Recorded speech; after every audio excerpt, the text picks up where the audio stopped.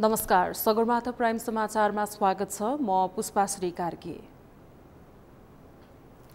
नमस्कार, म ज्योति पौडेल। समाचारको सुरुमा मुख्य समाचार। 7वटै प्रदेशमा मुख्यमन्त्री चयन भए पनि सरकारले पूर्णता पाउन सकेन। मन्त्रीहरू समेत अझै बिना विभागीयमै सीमित।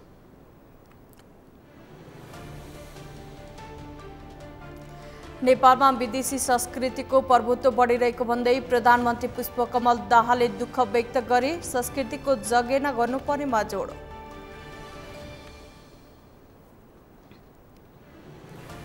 आज सुनाम लोसार तामाङ समुदायले विशेष कार्यक्रम गरी मनाए। सुगुर वर्ग पूरा भई मुसा वर्गमा प्रवेश।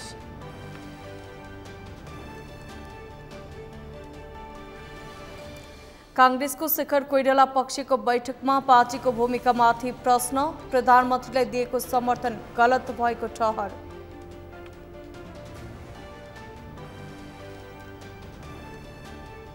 र सुषमा तामाङ थाइल्यान्डमा जारी अन्डर-22 ASBC बक्सिङको फाइनलमा स्वर्ण पदकका लागि उज्बेकिस्तानी खेलाडीसँग खेल्ने।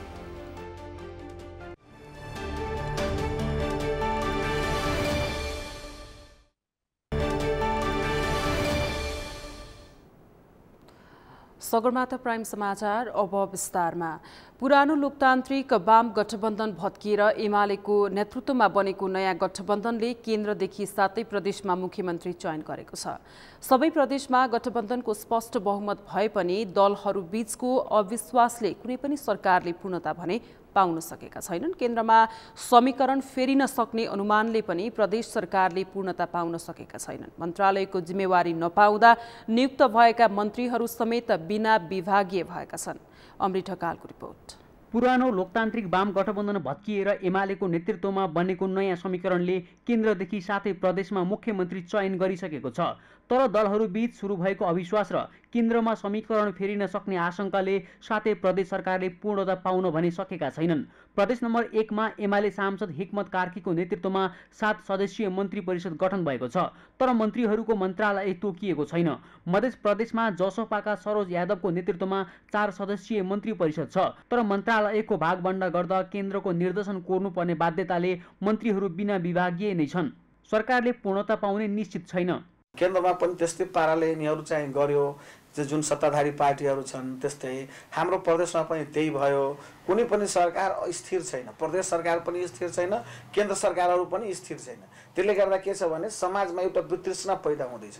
लोकतन्त्रप्रति एउटा उपेक्षाको भाव पैदा गराउनको लागि यो उद्धत छन्। बागमती प्रदेशमा मुख्यमन्त्री शालिग्राम जमकट्टेलले मन्त्री परिषदलाई पूर्णता दिन सकेका छैनन्। साथै नियुक्त भएका मन्त्रीहरूलाई पनि जिम्मेवारी दिन उनले सकेका छैनन्। गण्डकी प्रदेशमा मुख्यमन्त्री खगराज अधिकारीले विश्वासको मत प्राप्त गरिसकेका छन्। तर मन्त्रालयको सङ्ख्या मिलाउन सकस पर्दा नियुक्त भएका 3 जना मन्त्रीलाई पनि मन्त्रालय बाँडफाँड गर्न उनले सकेका छैनन्। नेकपा एमाले, माओवादी केन्द्र र राष्ट्रिय प्रजातन्त्र पार्टी 3टा पार्टी मिलेर चाहिँ हामीले सरकार निर्माण गरेका छौँ। र पूर्णता पाउनका लागि हामीले केही नीतिगत कुराहरू अर्को पार्टीसँग पनि बसेर नीतिगत कुराहरू गर्नुपर्ने, मन्त्रालयको सङ्ख्या पनि कति बनाउने भन्ने सम्बन्धमा अलिकति सल्लाह गर्नुपर्ने, छलफल गर्नुपर्ने कुरा चाहिँ थोरै बाँकी थियो। लगभग अब हामी टुङ्गोमा पुगेका छौँ र अबको 1-2 दिनभित्रमा हामी चाहिँ सरकार विस्तार गर्छौँ।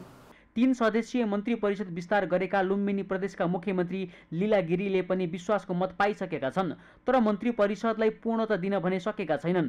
कर्णाली प्रदेशमा माओवादी केन्द्रका सांसद राजकुमार शर्माले 3 सदस्यीय मन्त्रीमण्डल विस्तार गरेका छन्। तर मन्त्रीहरू बिना विभागीय छन् भने मन्त्री परिषदले पूर्णता पाउने कुनै छाँटकाट छैन। यस्तै सुदूरपश्चिम प्रदेशमा एमालेका राजेन्द्र सिंह रावलले मुख्यमन्त्रीमा नियुक्त भए लगतै 3 सदस्यीय मन्त्री परिषद विस्तार गरेका छन्। तर नागरिक उन्मुक्ति पार्टीले विश्वासको मत दिन आनाकानी गर्दा मन्त्रीहरू बिना विभागीय बनेका छन्। हामीले सरकारको नेतृत्व लिएको हुनाले, यो गठबन्धनको नेतृत्व बनेको हुनाले हामीसँग 28 गते भित्र विश्वासको मत लिनुपर्ने, 27 भित्र विश्वासको मत लिनुपर्ने अवस्था छ। त्यसो हुँदा हामी सकभर चाँडै यो टुङ्ग्याउँ भन्नेमा लागेका छौँ र गठबन्धन दलभित्र सहमतिको वातावरण बनाउने प्रयास हाम्रो जारी छ। साथै प्रदेशमा मात्रै होइन केन्द्रमा पनि पुष्पकमल दाहालले मन्त्री परिषदलाई पूर्णता दिन सकेका छैनन्।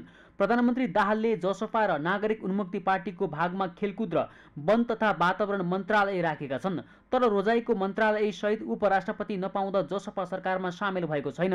कारागारमा रहेका रेशम चौधरीको रिहाई नभएसम्म नागरिक उन्मुक्ति पार्टी सरकारमा नजाने अड्डी कसेको छ। प्रदेशका सरकारहरू 7 दिनभित्र सातै प्रदेशका मलाई लाग्छ 7 दिनभित्र प्रदेशका सरकारहरूको पूर्णता उहाँहरूले पाउनु हुनेछ र यहाँ केन्द्रमा त्यो पाइसक्यो नि। प्रधानमन्त्रीजीले लागे अहिले 2टा मन्त्रालय उहाँसँग एक्स्ट्रा छ। संसारमा धेरै देशहरू छ, नेपालमै छ, कोही प्रधानमन्त्री सहित रक्षा मन्त्री राखेको हुन्छ, प्रधानमन्त्री सहित विदेश मन्त्री राखेको हुन्छ। अहिले हाम्रा सामान्य प्रधानमन्त्रीजीले आफूसँग 2-2टा मन्त्रालय राख्नु भएको छ, युवा खेलकुद र वन राख्नु भएको छ।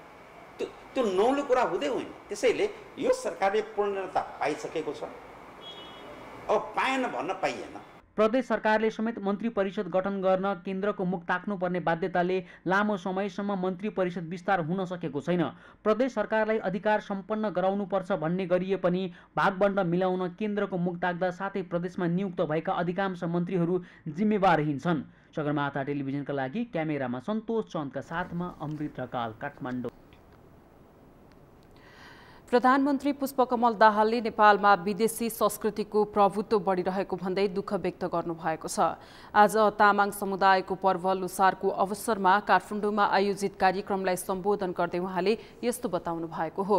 उहाँले विगतमा सामन्ती एकात्मक र अधिनायकवादी शासनबाट नेपालभित्रै भएका जात जाति भाषा संस्कृतिमाथि दमन गर्ने एउटा प्रक्रिया चलेको उल्लेख गर्नुभयो। त्यसैगरी अहिले विदेशी संस्कृतिको प्रभुत्व हस्तक्षेप प्रभावद्वारा नेपालको राष्ट्रिय सांस्कृतिकलाई जगेर्ना हुन नदिने प्रवर्तन हुन नदिने कुचेष्टा भइरहेको प्रधानमन्त्री दाहालले जिकिर गर्नुभयो। उहाँले अहिले पनि सामन्ती एकात्मक र हस्तक्षेप विरुद्धको लडाईँ जारी रहेको समेत बताउनु भएको छ। प्रधानमन्त्री दाहालले नेपालको राष्ट्रिय संस्कृतिको जगेर्ना गर्ने ऐतिहासिक संस्कारलाई विकसित गर्ने दायित्व सबैको काँधमा रहेको औल्याउनु भयो। नेपाल भित्रै भएका जात जाति भाषा संस्कृतिमाथि दमन गर्ने एउटा प्रक्रिया चल्यो भने अहिले आजभोलि विदेशी संस्कृतिको प्रभुत्व हस्तक्षेप प्रभावद्वारा नेपालको राष्ट्रिय संस्कृतिलाई जगेर्ना हुन नदिने, त्यसलाई प्रवर्धन हुन नदिने एउटा चेष्टा भइरहेको छ। म तपाईँ सम्पूर्ण तामाङ बुद्धिजीवी र नेता साथीहरू, तपाईँ सम्पूर्ण आदरणीय जनसमुदायहरू, देशभरिका सबै नेपाली विभिन्न जात जाति भाषा भाषी संस्कृति परम्परा रहेका जनसमुदायसँग विशेष रूपले अपिल गर्न चाहन्छु। हामी एकातिर सामन्ती एकात्मकता र उसको हस्तक्षेपका विरुद्ध को लडाईँ अझै जारी छ भने अर्कोतिर वैदेशिक चाहिँ सांस्कृतिक हस्तक्षेपका कारणले पनि हामी एउटा नयाँ परिस्थितिमा छौँ। त्यसकारण हामीले नेपालको राष्ट्रिय संस्कृतिलाई जगेर्ना गर्ने, हाम्रा ऐतिहासिक राम्रा संस्कारहरूलाई, राम्रा परम्पराहरूलाई, जनवादी परम्पराहरूलाई विकसित गर्ने दायित्व हामी सबैको काँधमा छ।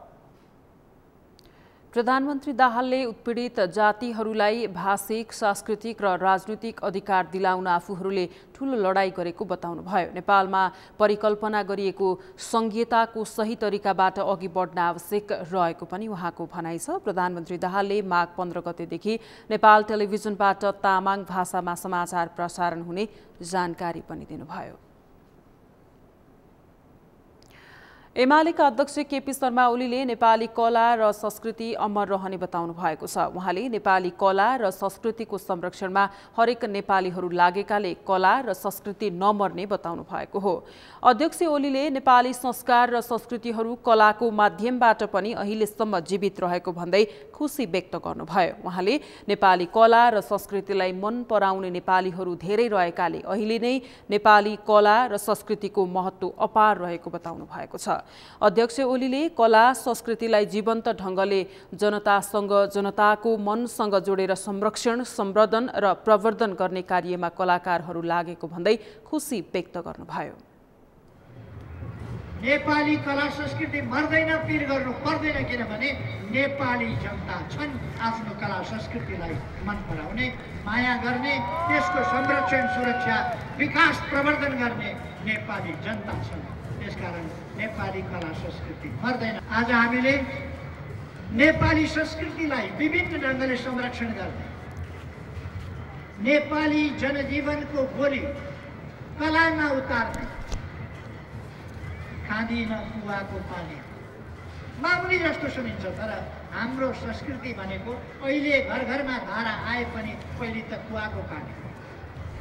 यस गीतले हाम्रो संस्कृतिलाई अमर राखेको छ, हाम्रो सामाजिक अवस्थालाई अमर राखेको छ। यस्ता कति छन्, मैले खालि अघि देखाएको एक टुक्रा मात्रै भन्ने।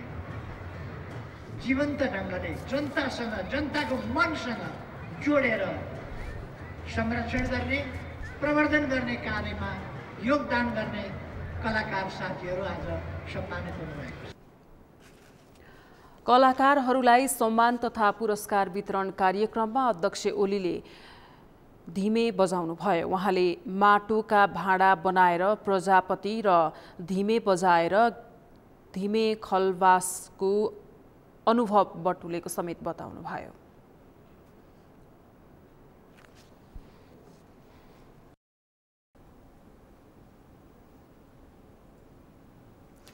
आज सोनाम लोछार प्रत्येक वर्ष माघ शुक्ल प्रतिपदाको दिन मनाइने यो पर्व तामाङ समुदायको मुख्य चाड हो।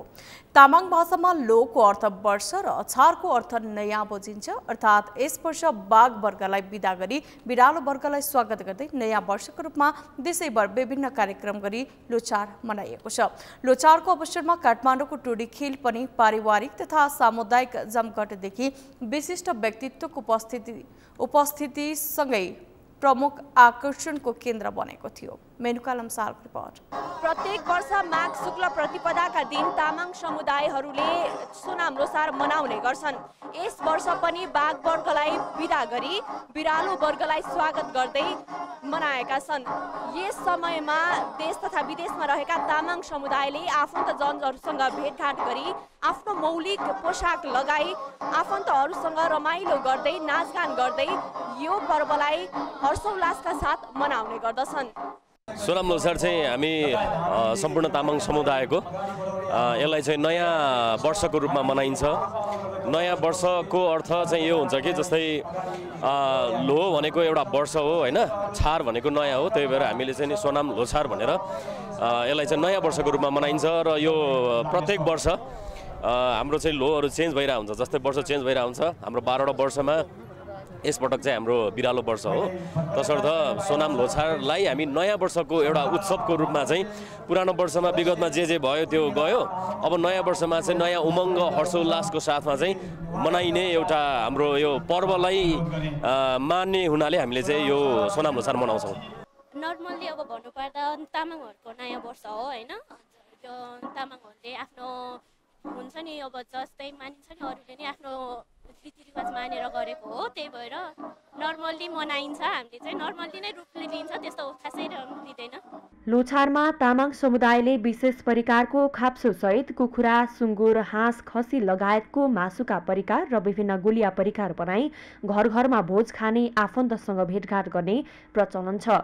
पछिल्लो समय भने सामूहिक रूपमा मेला, महोत्सव र विभिन्न र्यालीको समेत आयोजना गर्ने गरिएको छ। तामाङ समुदायको बाहुल्यता रहेको बागमती प्रदेशका विभिन्न जिल्लामा यो पर्व विशेष रूपमा मनाइन्छ। विगतमा झैं यस वर्ष पनि पर्वका अवसरमा काठमाडौँको टुडी खेलमा महोत्सवको आयोजना गरियो। महोत्सवमा तामाङ संस्कृति झल्कने खानाका परिकार, वेशभूषा, झाँकी, नृत्य प्रस्तुत गरिएको थियो।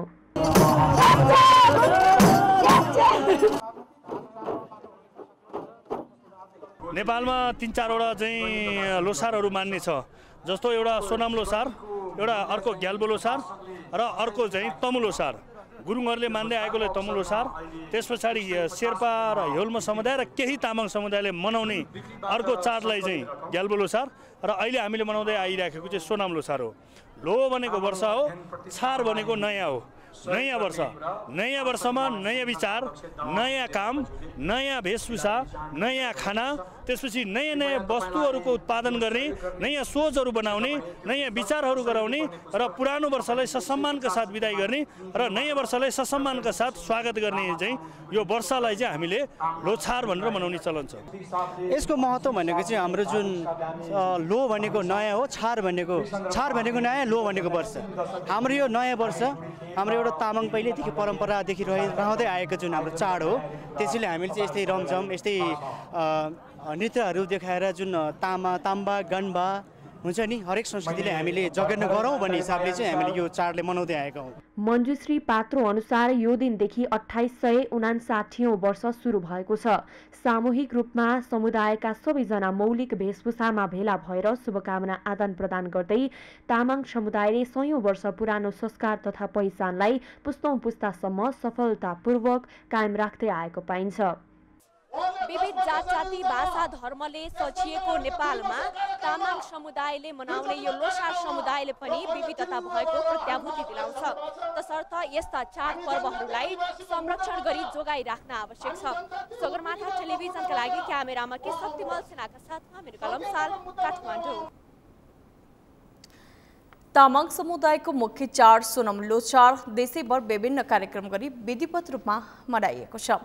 प्रत्येक वर्ष माघ शुक्ल प्रतिपदाका दिन मनाइने सोनाम लोछार तामाङ समुदायको नयाँ वर्ष सोनम लोछारको आफ्नै सांस्कृतिक महत्त्व छ। यसै सन्दर्भमा आज हामीले सगरमाथा जनबोलीमा सर्वसाधारणलाई सोधेका थियौँ सोनम लोछारको महत्त्व के छ। हेरौँ उनीहरूको भनाइ उनीहरूकै शैलीमा।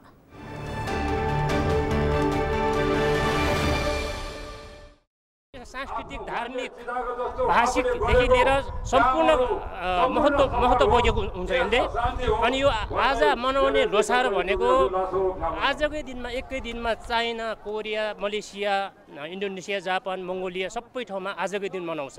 अनि तामाङहरूले मनाउने लोसारलाई विश्वभरि मनाएको आजको लोसार चाहिँ सबैभन्दा महत्त्वपूर्ण हुन्छ। यो चाहिँ माघ शुक्ल पक्ष परेवा तिथिको दिनमा मनाइन्छ जहिले पनि। हाम्रो तामाङहरूको होइन तामा शेर्पाहरूको चाहिँ कस्तो हो नि, हाम्रो पुरानो वर्षलाई बिदाई गर्ने, नयाँ वर्षलाई होइन निमन्त्रण गर्ने, त्यस्तै भनिन्छ लोसार। हाम्रो आफ्नो तामाङ जातिहरू हिन्दू धर्मको हो भने चाहिँ दसैँ तिहार मनाएको जस्तै हो होइन।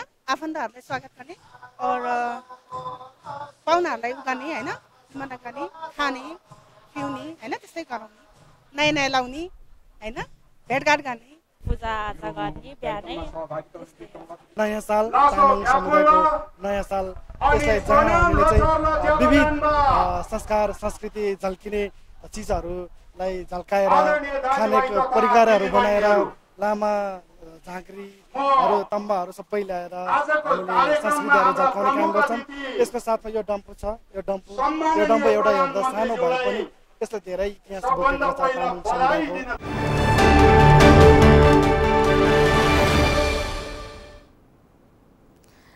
नेपाली कांग्रेसको शेखर कोइराला पक्षको बैठकमा पार्टीको भूमिकामाथि प्रश्न उठाइएको छ। आज काठमाडौँमा बसेको बैठकमा नेपाली कांग्रेसले प्रधानमन्त्री पुष्पकमल दाहाललाई दिएको समर्थनका बारेमा प्रश्न उठेको हो। बैठकपछि सञ्चारकर्मीहरूसँग कुरा गर्दै नेपाली कांग्रेस संस्थापनेतर पक्षका नेता चन्द्र भण्डारीले कांग्रेस दोधारमा रहेको भन्दै प्रश्न उठ्न थालेकाले छलफल गरेको बताउनुभयो। उहाँले पार्टी कार्यकर्ता, मतदाता र नेताहरूमा नै कांग्रेसले स्पष्ट दृष्टिकोण राखेर हिँड्न नसकेको बारेमा छलफल गरिएको बताउनुभयो। सरकारलाई चाहिँ नि विश्वासको मत दियो। दोस्रो कुरा, तेस्रो कुरा, कांग्रेस किन कन्फ्युजनमा छ, किन स्पष्ट दृष्टिकोण लिएर हिँड्न सकेको छैन भन्ने कुरा हरेक बुद्धिजीवीदेखि लिएर हाम्रा मतदातादेखि लिएर कार्यकर्ताहरू सबैले यो प्रश्न उठाइरहेका छन्। चौथो कुरा, कांग्रेस प्रतिपक्षमा बस्ने वा अझै पनि फिनी हराएको थाहा छैन, गाउँका कुरा गन्छस् भनेपछि राष्ट्रपति पाउँछु कि के पाउँछु भनेर हिँड्ने, त्यही हो कांग्रेसको इतिहास। त्यसका निम्ति कांग्रेस लडेको हो। यी तमाम प्रश्नहरूको बारेमा जवाब दिनको निम्ति केही छलफल गरौँ न बसेर। हरेक थाहा छ तपाईँहरूलाई गुण छन्, उपगुण छन्, सबै ठाउँ छन्। विभिन्न कचौरीहरू छन् भने, विभिन्न दोकानहरू छन् भने, विचारका दोकानहरू पनि छन्। यसको बारेमा हामी छलफल गरौँ, जो सदनको निम्ति काम लाग्छ, काङ्ग्रेसको केन्द्रीय समितिको मिटिङको निम्ति काम लाग्छ भनेर एउटा निष्कर्ष निकालौँ न। सांसद भण्डारीले बैठकमा काङ्ग्रेसले आफ्नो इतिहास बिर्सन नहुने भन्दै अरूलाई अपमान गर्न असहज बनाउनको लागि बैठक नबसेको बताउनुभयो।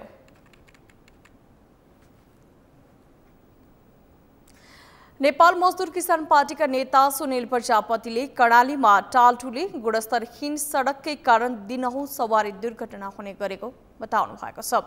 आज बिहान सुर्खेतको छिन्चुदेखि सदरमुकाम वीरेन्द्रनगर आउँदै गर्दा झुप्राखोला नजिक भएको सवारी दुर्घटनाप्रति शोक व्यक्त गर्दै उहाँले खम्सन अवैज्ञानिक सडकका कारण 4 जनाले अकालमै ज्यान गुमाउनु परेकाले गुणस्तरहीन सडक निर्माणमा संलग्नलाई कारबाही गर्न माग गर्नुभयो। आज नेपाल मजदुर किसान पार्टी स्थापनाको 49औं वर्षमा प्रवेश गरेको अवसरमा सुर्खेतको वीरेन्द्रनगरमा आयोजित कार्यक्रममा सडकको दुरावस्थाका कारण सवारी दुर्घटना हुँदा वर्षेनी 100औं नागरिकले अकालमै ज्यान गुमाउनु परिरहेको बताउनुभयो।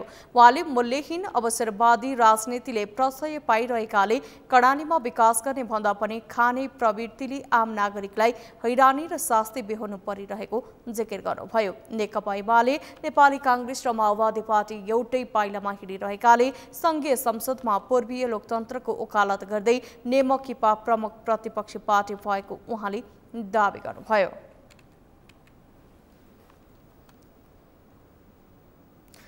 सगरमाथा प्राइम समाचारमा अब पालो विश्रामपछि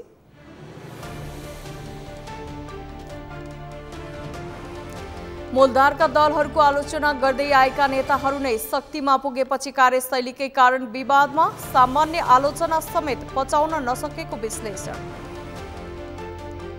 अमेरिकी राष्ट्रपति जो बाइडेनको घरमा एफबीआईको छापा, राष्ट्रपतिको घरबाट थप 6 वटा गोप्य सरकारी दस्तावेज जफत। सुषमा तामाङ थाइल्यान्डमा जारी अन्डर-22 एएसबीसी बक्सिङको फाइनलमा 16 पदकका लागि उज्बेकिस्तानी खेलाडीसँग खेल।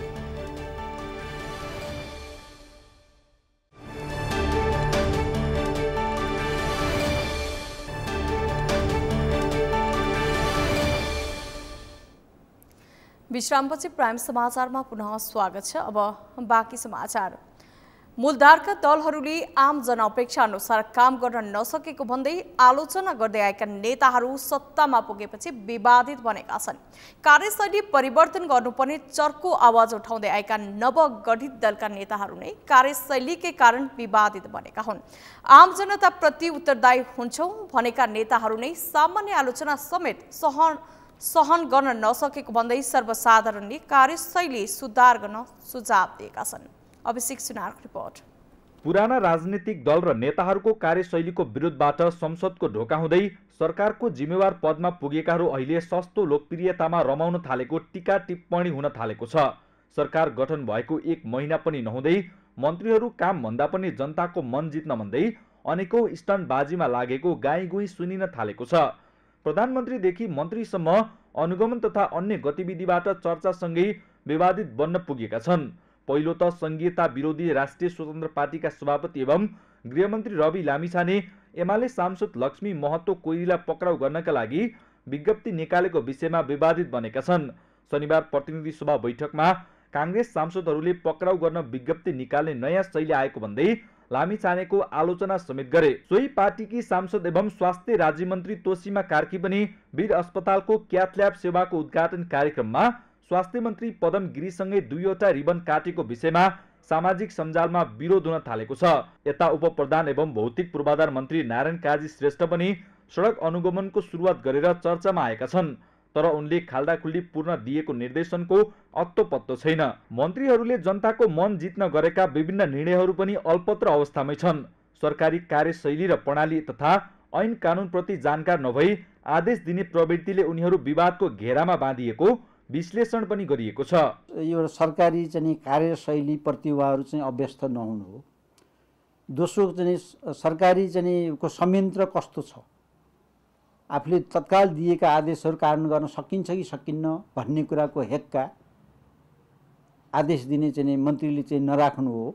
अहिले चाहिँ म केही गर्छु राष्ट्रको लागि जनताको लागि भनेर जुन चाहिँ नि नारा दिएर आउनु भएको थियो, अब त्यो नारा चाहिँ अब संसदमा पनि दिनुभएको छ, तर त्यो चाहिँ उहाँले दिएको चाहिँ नारा अनुसार चाहिँ परिणाम चाहिँ आउन नसकेको कारण चाहिँ नि यो सरकारको चाहिँ सक्षमता, सङ्गठनको सक्षमता, कार्यशैली यी सबै कुराको चाहिँ नि बोध नहुनु हो भन्ने मलाई लाग्छ।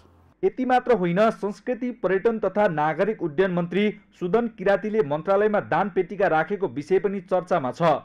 शुभकामना दिन आउनेले खादा मालामा अनावश्यक खर्च गर्नुको सट्टा दान पेटिकामा पैसा राखेर दुर्गम क्षेत्रको शिक्षामा सुधार पुग्ने तर्कलाई धेरैले मजाकको विषय पनि बनाए।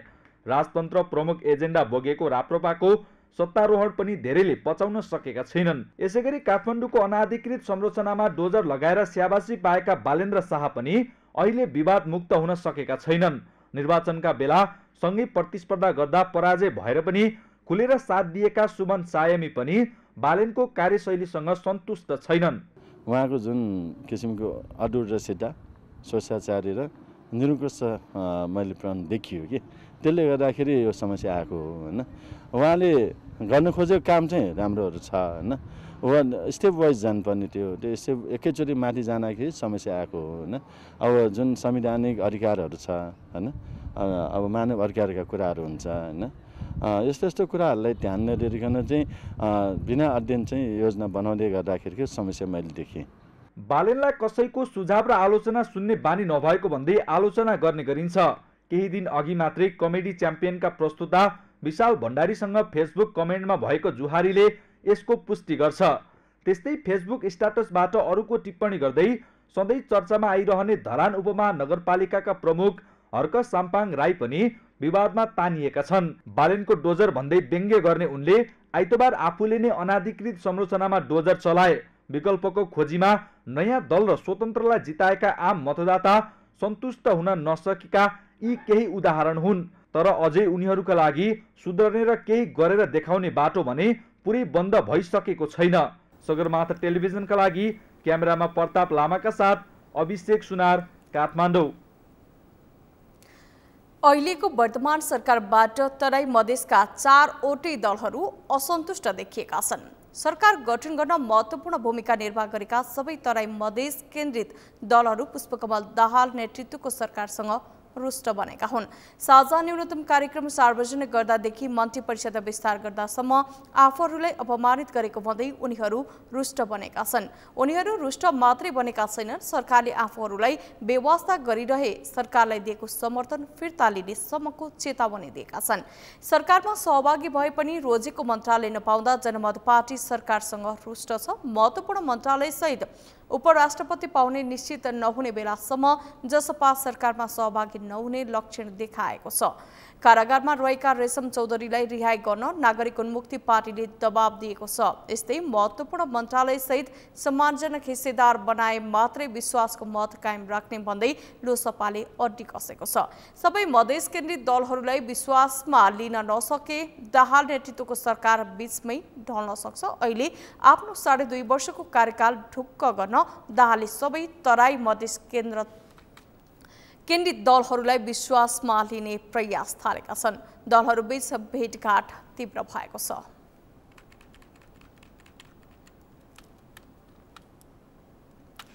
प्रतिनिधि सभा सदस्य लक्ष्मी महतो कोइरीलाई पक्राउ गर्न देशभर सर्कुलर गरिएको छ। महोत्तरी क्षेत्र नम्बर 1बाट निर्वाचित भएका नेकपा एमालेका सांसद कोइरीलाई पक्राउ गर्न देशभर सर्कुलर गरेको गृह मन्त्रालयले जनाएको हो। यसअघि गृह मन्त्रालयले कोइरीलाई पक्राउ गर्न प्रहरी प्रधान कार्यालयलाई लिखित रूपमा पत्राचार गरिसकेको छ। राष्ट्र सेवक कर्मचारी हत्या अभियोगमा उच्च अदालत जनकपुरले कोइरीलाई थुनामा राखेर मुद्दाको पूर्वपक्ष गर्न आदेश दिएको छ। 2077 मङ्सिर 19मा जनकपुर उच्च अदालतले जारी गरेको वारेन्टका कारण कोइरीलाई प्रहरीको खोजी सूचीमा राखिएको छ। अदालतबाट जारी पक्राउ पूर्जी प्रहरीसँग छ। प्रधान कार्यालयले सो पूर्जी अहिले देशभरका प्रहरी युनिटहरूमा पठाएको छ। लक्ष्मी महतोको अस्थायी बसोबास भक्तपुरको दुवाकोटमा निगरानी बढाउन प्रहरी परिचालन गरिएको छ।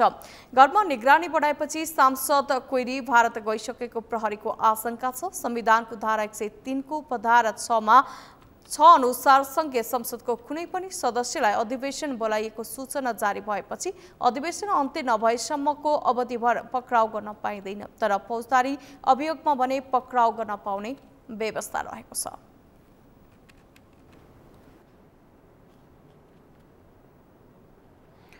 विगतका केही वर्ष काठमाडौँको न्यूनतम तापक्रम 0 डिग्री सेल्सियससम्म झर्ने गरेको भए पनि यस वर्ष अहिलेसम्म 2.5 डिग्रीसम्म मात्रै तापक्रम झरेको रेकर्ड छ। त्यसो त पश्चिमी न्यूनचापीय प्रणाली सक्रिय नहुँदा तापक्रम नघटेको मौसमविदहरूको भनाइरहेको छ। यद्यपि गत वर्ष सबैभन्दा कम 2.6 डिग्री सेल्सियसमा काठमाडौँको न्यूनतम तापक्रम मापन गरिएको थियो।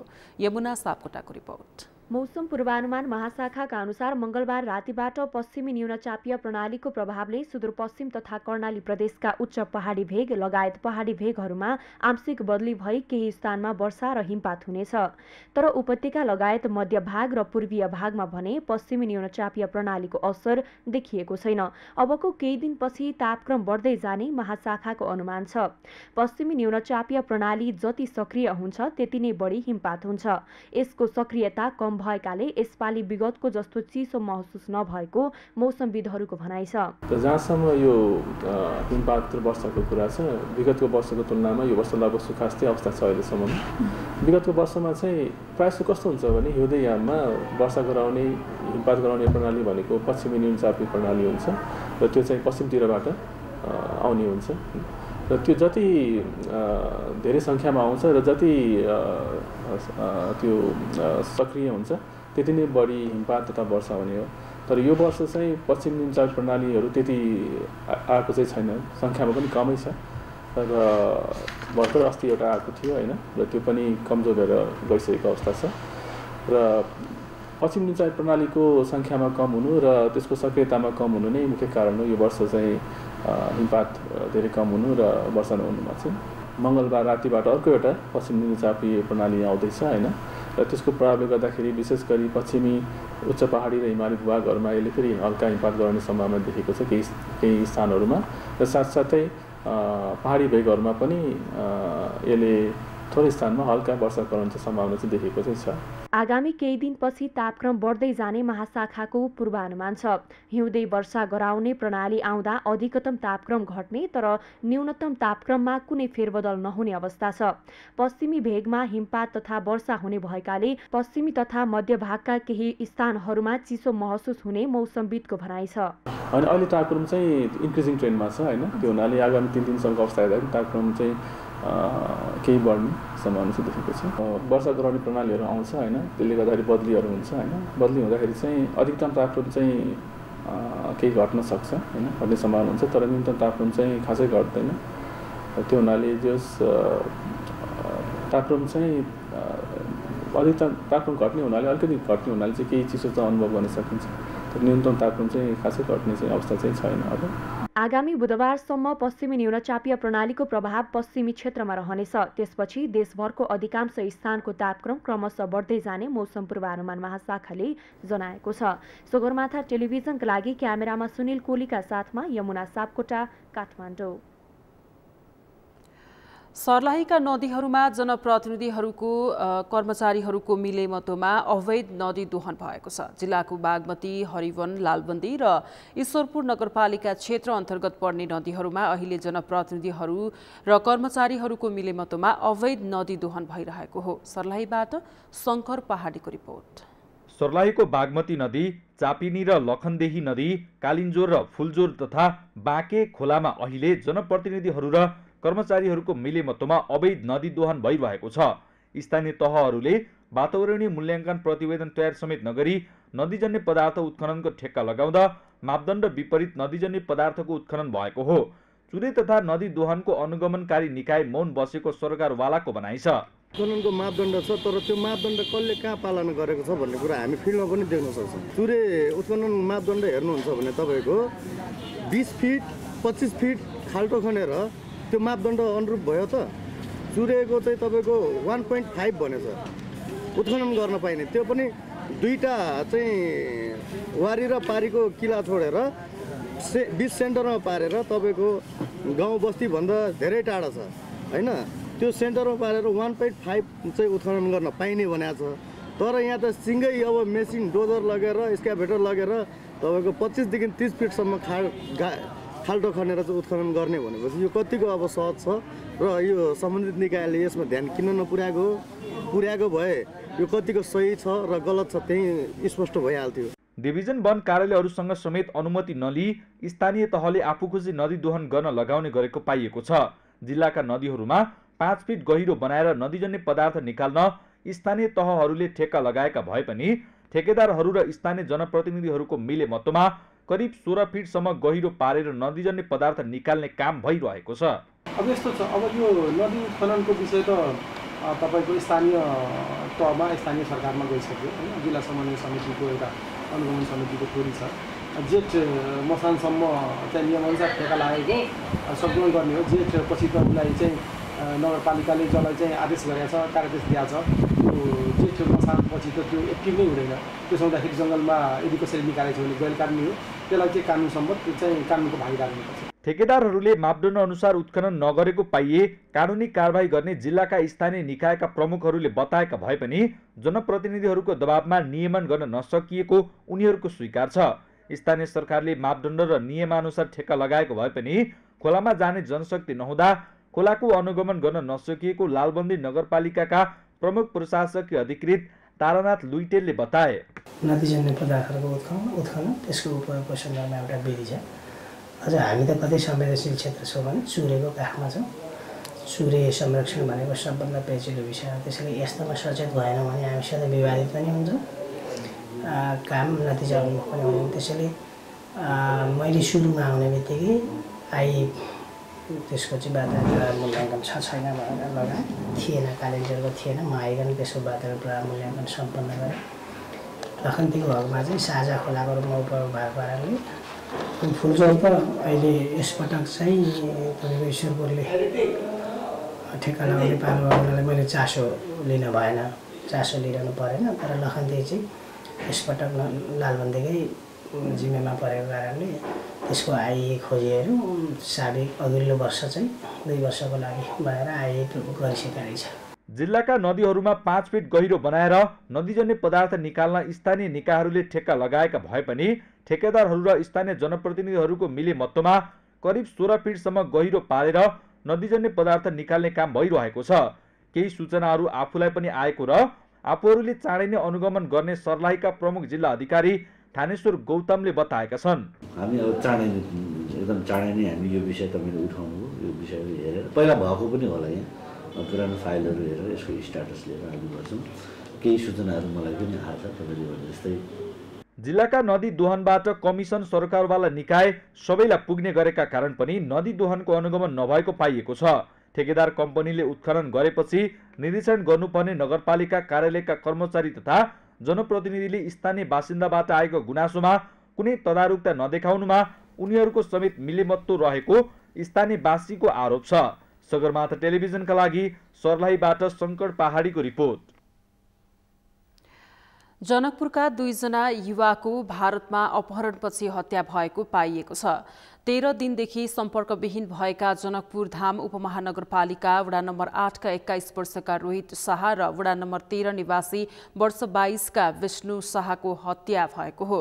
मृतक 2 जना एकै परिवारका हुन्। रोहित विष्णुलाई लिएर भारतको सीतमगढी जिल्लाको बेला पहिहार बस्ने आफ्नो नातेदारको घर गएको बेला अपहरणमा परेको बताइएको छ। विष्णुका परिवारसँग 20 लाख फिरौतीको माग गर्दै भारतीय नम्बरबाट फोन आइरहेको थियो। विष्णुका परिवारले 20 लाख दिन राजी भएपछि अपहरणकारीले 50 लाखको माग गरेको बताइएको छ। अपहरणकारीले पैसासहित सर्लाहीको मंगलवार नाकामा बोलाएका थिए। विष्णुका परिवारले प्रहरीलाई जानकारी गराएपछि मंगलबारदेखि अपहरणकारीको मोबाइलमा सम्पर्क हुन छाडेको विष्णुका हजुरबुवा रामकिशोर शाहले बताउनुभयो। भारतीय प्रहरीले भारतको सोही क्षेत्रमा 2 शव भेटेपछि आज बिहान मृतकका आफन्तलाई खबर गरेपछि परिवार शोकमा डुबेको छ।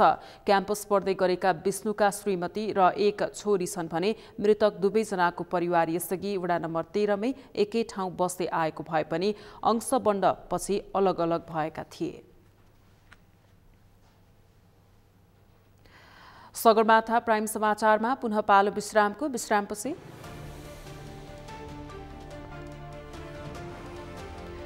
अमेरिकी राष्ट्रपति जो बाइडेनको घरमा FBI को छापा, राष्ट्रपतिको घरबाट थप 6वटा गोप्य सरकारी दस्तावेज जफत। र सुषमा तामाङ थाइल्यान्डमा जारी अन्डर-22 SBC बक्सिङको फाइनलमा स्वर्ण पदकका लागि उज्बेकिस्तानी खेलाडीसँग खेल्ने।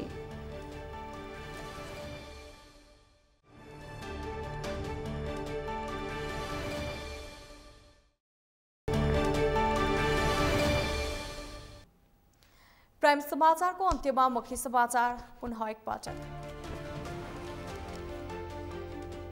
7वटै प्रदेशमा मुख्यमन्त्री चयन भए पनि सरकारले पूर्णता पाउन सकेन, मन्त्रीहरू समेत अझै बिना विभागीयमै सीमित।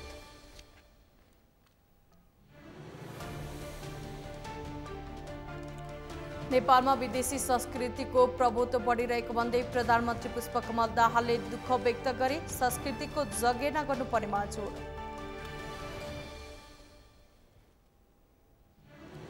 आज सोनाम लोसार तामाङ समुदायले विशेष कार्यक्रम गरी मनाए, सुँगुर वर्ग पूरा भई मुसा वर्गमा प्रवेश।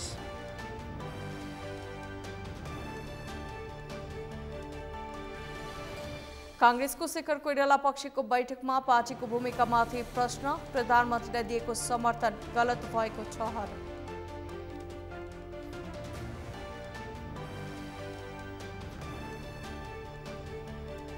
र सुषमा तामाङ थाइल्यान्डमा जारी अन्डर-22 ASBC बक्सिङको फाइनलमा स्वर्ण पदकका लागि उज्बेकिस्तानी खेलाडीसँग खेल्ने।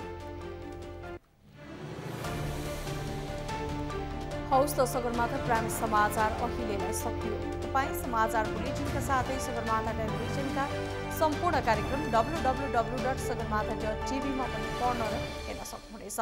साथै युट्युबमा youtube.com/sagarmatha.tv नेपालमा हेर्न सक्नुहुनेछ। तपाईँ हामीलाई फेसबुकमा पनि facebook.com/yastv नेपालमा फलो गर्न सक्नुहुनेछ। समाचारको शिखर टेलिभिजन हेर्दै गर्नुहोला। नमस्कार।